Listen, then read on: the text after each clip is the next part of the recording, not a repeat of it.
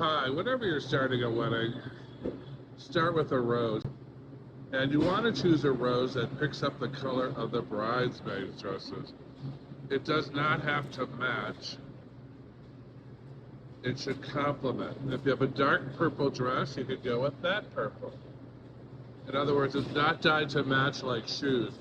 But always start with a rose to pick up the color of the bridesmaids. It makes your job easier. 99% of all brides have roses in their bouquets. For more information on how to design incredible weddings, watch the videos on my channel, flowerschool101.com, at the website.